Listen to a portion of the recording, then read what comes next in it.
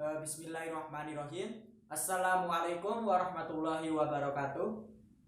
Perkenalkan, nama saya Walhasbi Praditya, mahasiswa jurusan Fisika di Fakultas Sains dan Teknologi UIN Sunan Kalijaga, Yogyakarta. Saat ini menginjak di semester 6. Pada kesempatan kali ini, saya akan membahas materi tentang hukum-hukum termodinamika, besaran ekstensif dan intensif, dan juga fungsi respon dari suatu sistem termodinamik. Penasaran seperti apa kelanjutannya? Simak terus video ini sampai tuntas.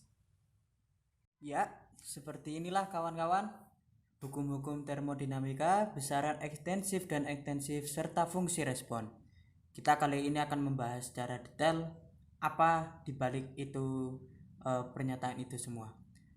Sebelumnya saya akan sampaikan kalau termodinamika adalah ilmu fisika, cabang ilmu fisika yang mempelajari tentang kalor ataupun perubahan kalor. Jadi termodinamika itu berdasar dari dua kata. Termo itu artinya panas juga kalor. Jadi kita akan mempelajari kalor dan juga dinamika, yaitu perubahannya. Jadi panas itu bisa berubah menjadi energi, berubah menjadi kerja dan sebagainya. Itu hal-hal yang semacam itu dipelajari di cabang ilmu termodinamika. Jadi kayak hubungan atau pertukaran antara termo tadi panas berupa dan juga dinamika. Dinamika itu perubahan atau bisa disebut kerja gitu. Nah, nanti akan banyak pembahasannya, tapi untuk khusus kali ini akan kita bahas tentang hukum-hukumnya dulu, lalu besaran-besaran serta fungsi respon yang berkaitan dengan sistem termodinamik. Seperti apa? Nah, pertama ada hukum termodinamika. Secara spesifik, ada 4 hukum termodinamika dari hukum 0, hukum 1, 2, dan 3. Bisa dibaca dari sana. Pertama ada hukum 0 ya. Apabila jika dua sistem berada dalam kesetimbangan termal dengan sistem ketiga, maka mereka berada dalam kesetimbangan termal satu sama lain. Lalu hukum 1 termodinamika yaitu energi tidak dapat diciptakan atau dimusnahkan, tetapi dapat berubah bentuk atau beralih sistem dalam bentuk kerja atau kalor. Itu hukum 1. Hukum 2 termodinamika yaitu suatu proses berjalan spontan jika semesta bergerak ke arah ketidakteraturan. Lalu yang terakhir hukum ketiga termodinamika yaitu keteraturan struktur tertinggi dimiliki oleh kristal sempurna yang murni pada suhu 0 Kelvin. Akan kita bahas satu persatu. Nah, pertama ada hukum ke-0 termodinamika. Hukum ke-0 termodinamika ini berkaitan tentang keseimbangan panas apabila ada satu benda A, bisa dilihat dari bagian situ, dan juga apabila benda A sama dengan benda B dan juga benda B sama dengan C, maka benda A sama dengan benda C. Paham kan kayak itu? Jika A sama dengan B dan B sama dengan C, berarti A sama dengan C. Itu. Jadi apabila 3 benda panas berada dalam satu suhu, satu seimbangan panas tadi itu, jadi ukuran menentukan suatu panas itu ditentukan dengan suhu, yaitu suatu besaran yang dinyatakan dengan Kelvin, satuan SI-nya. Apabila kita mengukur satu benda dan benda satu sama dengan benda 2 dan benda 2 sama dengan 3, maka benda satu sama dengan benda 3. Intinya suhu tidak dapat diabaikan dalam dalam hal termodinamika ini. Suhu menjadi suatu parameter terpenting dalam suatu termodinamika, dan yang paling diingat hukum ke-0 ini belum ada sangkut pautnya dengan hukum 1 dan 2. Tapi kalau 1 dan 2 ini agak berkesinambungan, tapi sedangkan hukum 0 ini seperti berdiri sendiri tetapi tidak mempengaruhi 1 dan 2 walaupun tetap tidak bisa diabaikan. Intinya seperti itu untuk hukum ke-0 termodinamika. Selanjutnya ada hukum 1 termodinamika, yaitu apabila jika suatu sistem memperoleh energi dalam bentuk kalor dan pada yang sama kehilangan energi diubah dalam bentuk usaha, maka perubahan energi dalam sistem tersebut yaitu delta U sama besarnya selisih kalor dan usaha. Nah, di situ ada persamaan. Delta U itu menunjukkan ke energi dalam. Q yaitu menunjukkan kalau dia itu suatu kalor, dan W dia itu work, kerja. Nah, di sini akan berkaitan dengan yang tadi di layar pertama, yaitu apabila apabila suatu energi itu tidak dapat diciptakan ataupun tidak dapat dimusnahkan. Jadi sudah ada tetapi berubah bentuk ke bentuk yang lain. Contoh dari suatu panas berubah menjadi energi kinetik, atau kinetik berubah menjadi potensial, dan banyak lagi lainnya. Ataupun energi panas nanti bisa jadi energi listrik, ataupun energi gerak bisa jadi panas, atau sebaliknya. Intinya energi itu tidak dapat diciptakan atau dimusnahkan, tetapi berpindah atau berkonversi dari satu bentuk energi ke bentuk yang lain. Dan apabila kita merumuskan dalam suatu persamaan, yaitu adalah delta U, energi internal, energi dalam yang ada di dalam suatu sistem, itu apabila terjadi sama dengan hasilnya bisa didapatkan dari jumlah kalor dikurangi jumlah usaha. Dan delta U adalah perubahan energi dalam, sedangkan Q kalor itu ada. Jadi kita bisa mengubah tanda sesuai dengan apa yang terjadi dalam suatu sistem itu. Apakah sistem itu menyerap kalor, melepas kalor, dikenai kerja atau melakukan kerja. Nah, untuk hukum satu termodinamika ini berarti kita harus mengetahui apa itu sistem. Penjelasannya seperti ini. Sebenarnya ini ilustrasi ya. Jadi ilustrasinya apabila di gambar tersebut kita lihat ada suatu piston, tahu piston ya. Jadi piston itu kalau dalam suatu suatu mesin katakan mesin motor atau apalah kayak itu. Nah, kita lihat delta U ini yang ada di sini itu dalam kondisi normal, tetapi apabila dia mendapatkan kerja, dia akan bertambah, menyusut. Nah, seperti itu tadi. Jadi pistonnya itu terjadi kompresi hingga akhirnya terjadi, maka apabila terjadi seperti itu, yang gambar atas itu, nah yang atas yang ini itu akan tandanya berarti dia akan positif. Kenapa? Karena dia mendapatkan kerja dari suatu sistem. Tapi apabila dia melakukan kerja, otomatis dia akan berkurang. Dia akan memuai, seperti yang ada dalam gambar bawah. Jadi suatu sistem bekerja itu dia melakukan kerja ataupun mendapatkan kerja, berbolak-balik seperti itu hingga akhirnya terjadilah suatu, tahu sendiri kan kalau dalam suatu motor energi bensin itu diubah menjadi energi gerak. Berarti sebuah energi kimia diubah menjadi energi panas. Panas itu hasilnya, dan juga energi gerak.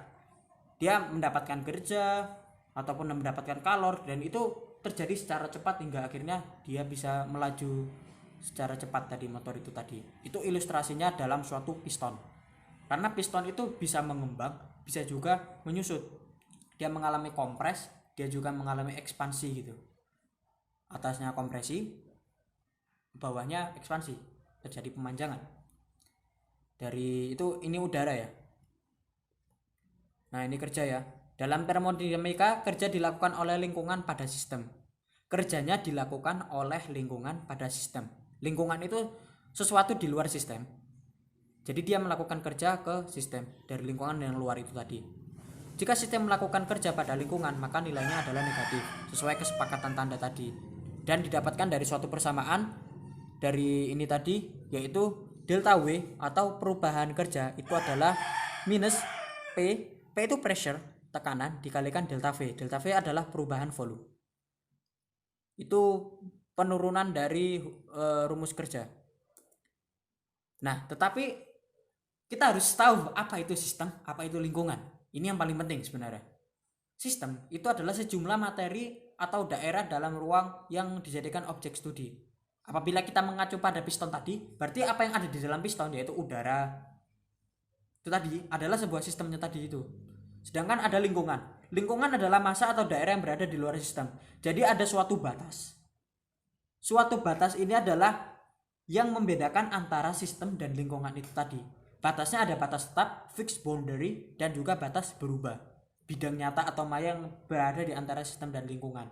Nah, itu ada 3 macam sistem dan lingkungan. Jadi ada sistem terbuka, tertutup, terisolasi, dan ada satu lagi yaitu adiabatik.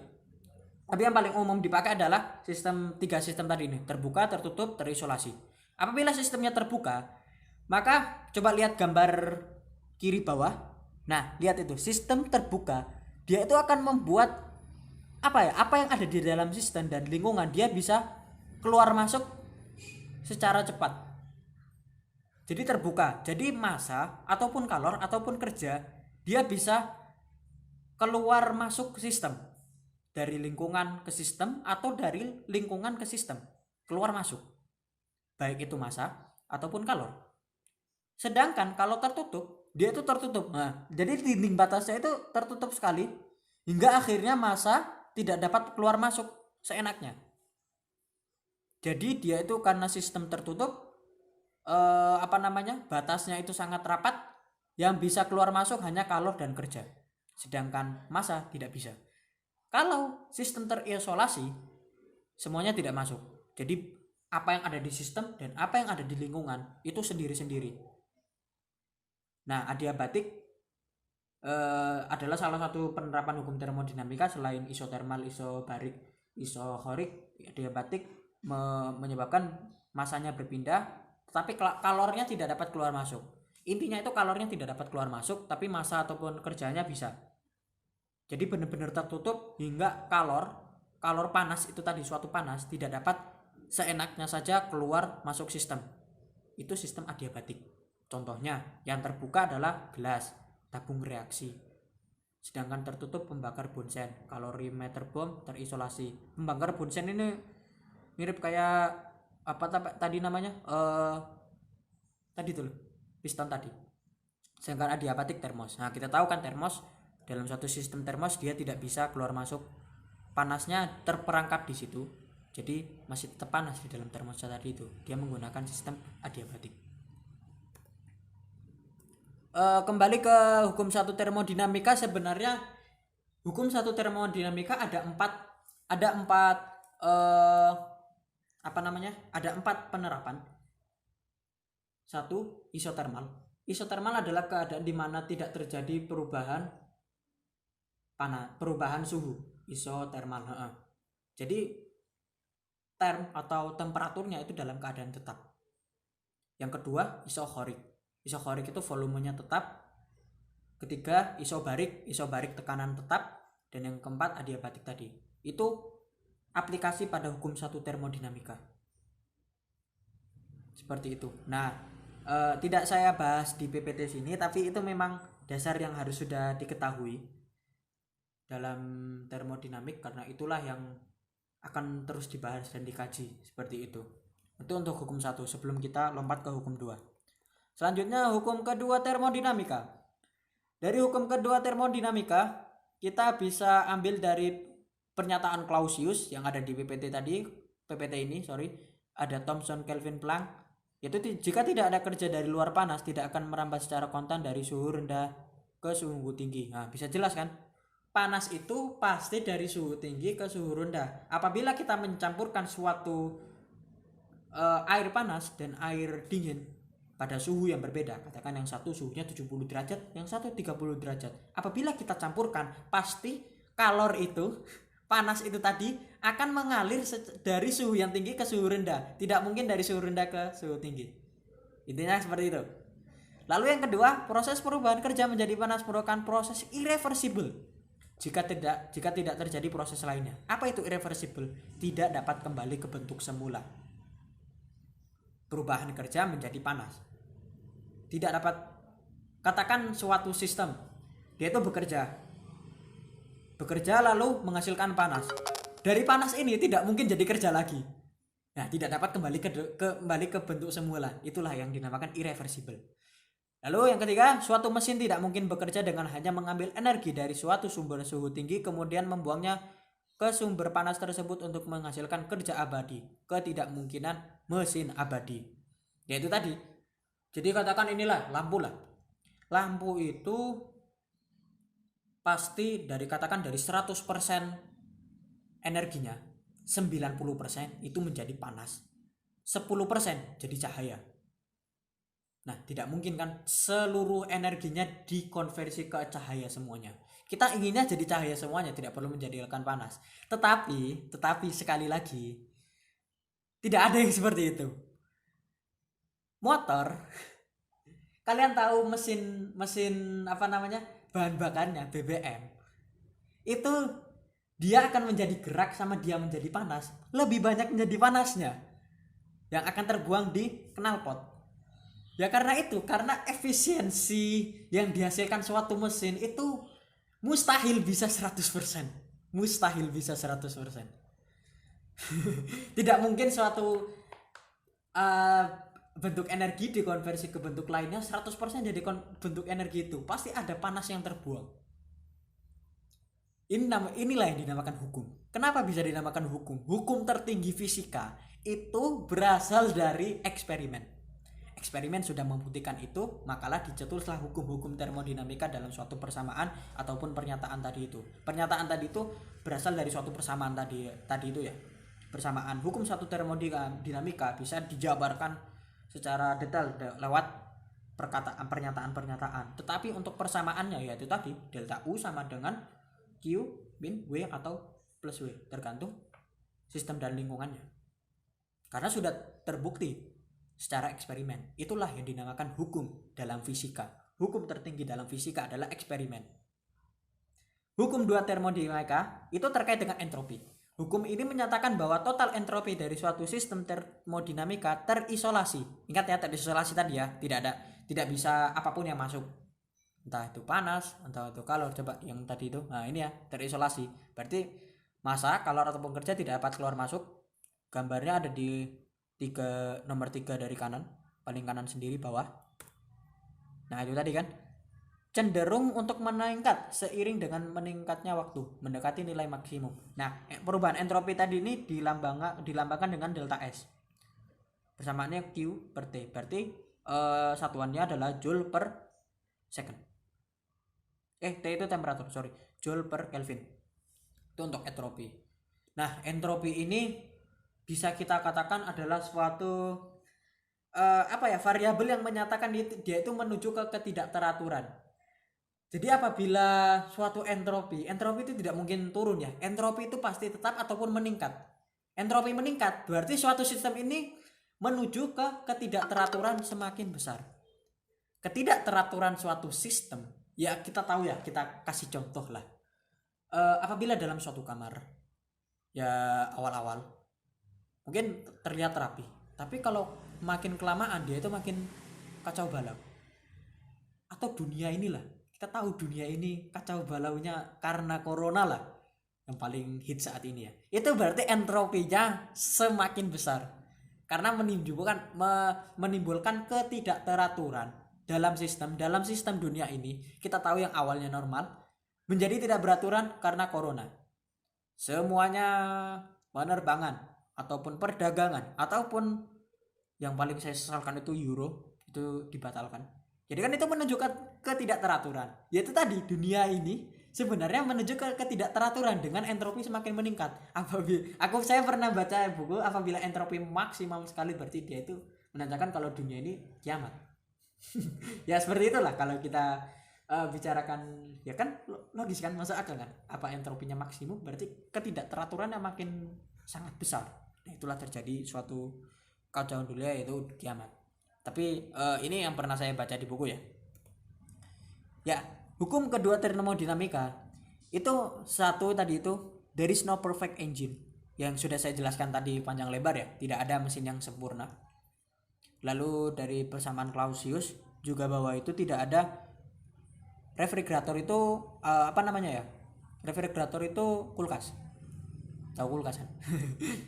Coba yang atas, dari persamaan Kelvin, dia menyatakan bahwa no process is possible. Tidak ada proses yang mungkin terjadi dalam extract heat from a hot reservoir. Oh, berarti dia dari mengekstrasikan panas dari reservoir itu penampung yang panas, lalu mengkonversinya menjadi dalam kerja. Tadi itu yang sudah saya bahas kan, tidak mungkin semua panas dikonversi menjadi kerja. Contoh tadi yang mesin tadi itu ya, mesin Carnot itu efisiensinya berapa sih? Gak sampai 50%, 40 berapa persen gitu loh. Jadi yang ada di bahan bakarnya dijadikan ke kerja itu gak sampai 100%, sisanya terbuang dalam panas. Lalu yang kedua, statement Clausius, No process is possible. It will affect extract. Oh, ini kebalikannya. Head from a colder system and transfer. Oh, jadi tidak ada proses yang mungkin apabila sistem itu kita ubah menjadi sistem pemanas ataupun sistem pendingin. Kayak gitu. Tidak ada kita lihat kulkas kita. Ya juga nggak sempurna juga gitu loh. Ya karena itu tadi, karena hukum termodinamika sudah menyatakan bahwa itu tadi tidak mungkin semua yang diubah itu 100%. Ya ini berkaitan dengan efisiensi tadi ya. Nah, apa yang menentukan arah perubahan spontan? Sistem alami cenderung ke arah tidak teratur yang sudah saya jelaskan tadi ya. Random, distributive, particle kurang teratur. Beberapa sistem cenderung lebih tidak teratur, meleleh, tapi ada juga yang lebih teratur secara spontan. Dengan meninjau sistem dan lingkungan terlihat semua proses yang berlangsung dalam arah spontan akan meningkatkan entropi. Meningkatkan entropi ya, total alam semesta. Ini yang disebut hukum kedua termodinamika, yaitu suatu sistem akan menuju ke ketidakteraturan. Hukum ini tidak akan memberikan batasan perubahan entropi sistem atau lingkungan, tetapi untuk perubahan spontan entropi total sistem dan lingkungan harus positif. Nah, bisa positif ataupun tetap tadi itu. Delta S itu berarti perubahan entropi universal. Delta F sistem dan seluruhnya itu lebih dari 0 gitu. Nah, ini persamaannya. Delta S coba lihat. Ini kan konversi energinya ya. Jadi suatu A, sistem A dilambangkan min Q per TA. Nah, terus kan apabila disamakan itu kan akan pindah ruas, otomatis lebih dari sama dengan 0. Lalu saya pernah mencoba ini ke persamaan tapi tidak saya bacakan lebih detail. Nah, itu kan bahwa coba lihat itu, for an irreversible process. Ingat ya, kata-kata irreversible, tidak dapat kembali ke bentuk semula. Nah, di alam semesta, di dunia itu memang terjadinya hukum irreversible, tidak mungkin kembali ke bentuk semula. Kamu yang umur 20 tahun gak akan kembali ke masa-masa kamu 10 tahun. Tidak akan kembali ke bentuk semula. Itu yang dimaksud irreversible, dan itu nyata. Gak akan mungkin kembali ke waktu semula, gak bisa waktu diulang, itu irreversible. Nah, otomatis dia lebih dari sama dengan 0. Lalu kita lihat bisa itu efisiensi mesin Carnot. Nah, inilah yang dinamakan persamaannya lah. Kita nggak menjauh bahas tentang matematika, walaupun matematika itu penting ya.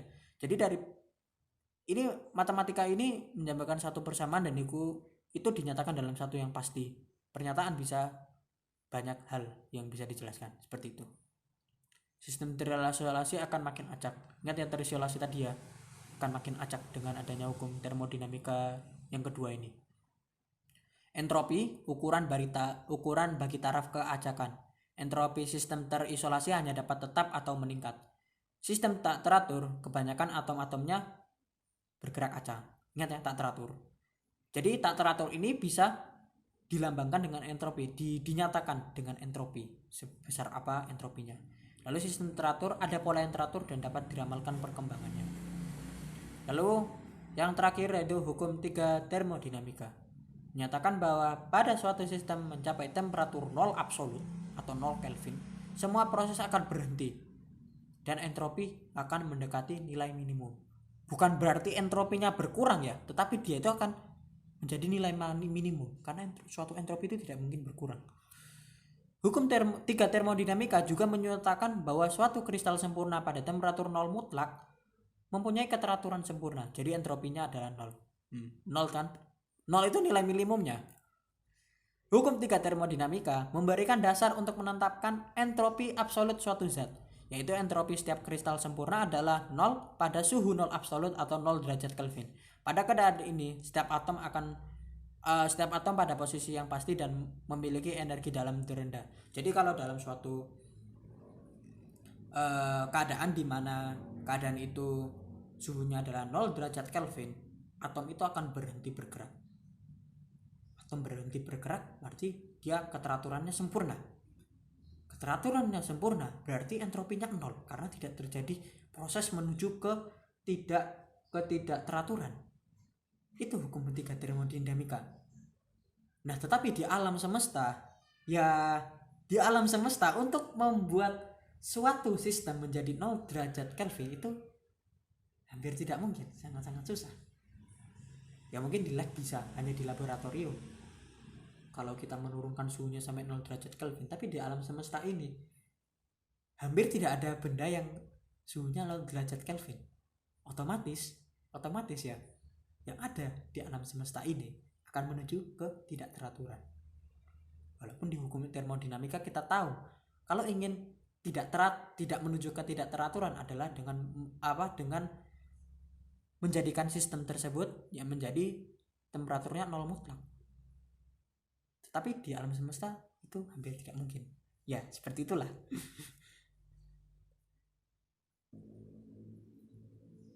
Lanjut kepada besaran intensif, ekstensif, dan fungsi keadaan. Patokannya adalah dia bergantung atau tidak bergantung pada jumlah sistem. Apabila dia independen itu kan tidak bergantung. Nah, kan? Apabila independen berarti dia intensif. Intensif berarti tidak bergantung pada jumlah sistem. Sedangkan ekstensif bergantung pada jumlah sistem. Contohnya itu tadi. Ada massa jenis. Contoh rho itu tadi. Nilai rho tidak bergantung pada sistem. Nilai tekanan P juga tidak bergantung pada sistem. Nilai temperatur juga tidak bergantung pada sistem. Maka itu disebut besaran intensif. Sedangkan yang bergantung pada sistem itu adalah massa. Kita tahu massa jumlahnya itu kan bergantung pada partikel-partikelnya kan. Jumlah partikel-partikel besar atau kecil pada suatu massa tersebut. Sedangkan volume juga sama. Dalam gelas banyaknya volume itu juga bergantung pada isi air itu tadi. Katakan dalam satu gelas berisi air, berarti dia bergantung pada sistem. Delta U itu perubahan energi dalam, delta H perubahan entalpi, delta S perubahan entropi, dan lain sebagainya. Fungsi keadaan adalah sifat sistem yang hanya ditentukan oleh keadaan awal dan akhir sistem dan tidak ditentukan oleh cara mencapai keadaan tersebut. Jadi apabila katakan delta U ya, ada U2, U1. U2 kurangi U1 terjadi itu adalah delta U, perubahan energi dalam. Jadi sistem itu hanya ditentukan oleh keadaan akhir dan awal, tidak ditentukan oleh prosesnya. Itu fungsi keadaan. Nah, contoh-contoh dari besaran intensif dan ekstensif itu bergantung pada variabelnya juga. Jadi ada suatu energi, kolom paling kiri ada energi mekanik, termal, kimia, listrik, gravitasi. Bagaimana cara menentukan dalam suatu energi mekanik mana yang intensif dan ekstensif? Ya kita harus tahu variabelnya. Dalam energi mekanik, variabel intensifnya yang tidak bergantung pada sistem adalah tekanan. Berarti dia masuk variabel intensif. Sedangkan ekstensifnya adalah volumenya. Nah, kerja itu didapatkan dari hasil kali antara variabel ekstensif dan ekstensif. Seperti itu. Kerja untuk termal. Berarti kalau kita mengkalikan suhu dan entropi, maka jadilah kerja tadi itu. Suhunya itu intensif, tidak bergantung pada keadaan suatu sistem, sedangkan entropi sangat bergantung pada keadaan sistem. Ekstensif. Sedangkan intensif dalam energi kimia, potensial kimia, lalu ekstensifnya adalah mol atau jumlah partikel. Kalau listrik yang bergantung pada sistem adalah muatan, yang tidak bergantung adalah tegangan. Sedangkan gravitasi ada medan gravitasi dan tinggi. Dan kerjanya bisa dilihat di kolom paling kanan. Itu dikalikan aja sih, maka terjalin untuk kerja. Oke, selanjutnya ke fungsi respon. Kita baca. The usual method for characterizing the macroscopic behavior of a system. Berarti metode yang pada umumnya kita gunakan untuk mengkarakterisasi dari besaran-besaran makroskopik pada suatu behavior itu tingkah laku dari suatu sistem. Jadi sistem itu kan punya besaran-besaran makroskopik, yaitu tekanan, volume, suhu. Nah, si tingkah lakunya, behaviornya tadi, tingkah lakunya itu kita bisa karakterisasi dan kita bagi-bagi sebagai ada 1, 2, 3 itu tadi. 1 head capacities, jadi kapasitas panas yang terjadi pada volume atau tekanan yang tetap, kapasitas panas. Berarti yang berubah adalah panasnya. Sedangkan volume atau salah satunya volumenya bisa volumenya tetap, bisa tekanannya yang tetap. Kita lihat yang pertama, CV. C itu menunjukkan dia kapasitas panas. V dalam volume konstan. Berarti kita bisa menyamakan dengan dq dt, perubahan kalor dalam satuan per suhunya dengan volume yang konstan. dq kita tadi tahu dari hukum pertama satu termodinamika itu kan bisa diubah menjadi Q kan kalor, berarti E dikurangi W kerja tadi itu ya tinggal bolak-balik rumus gitu loh, pindah ruas karena delta U sama dengan Q min atau plus W tergantung sistemnya tadi. Nah otomatis Q nya adalah E dikurangi W, itu dari hukum satu termodinamika. Nah W nya ini tadi bisa diubah menjadi PDV karena W itu adalah kerja itu kan hasil kali antara tekanan dikalikan suhu. Nah volume makanya jadi dE plus PDV per dt dalam V nya konstan. Otomatis kita bisa ubah lagi jadi parsial E per parsial T dengan volume yang tetap. Sedangkan yang bawah ketika kapasitas panas dalam tekanan yang konstan.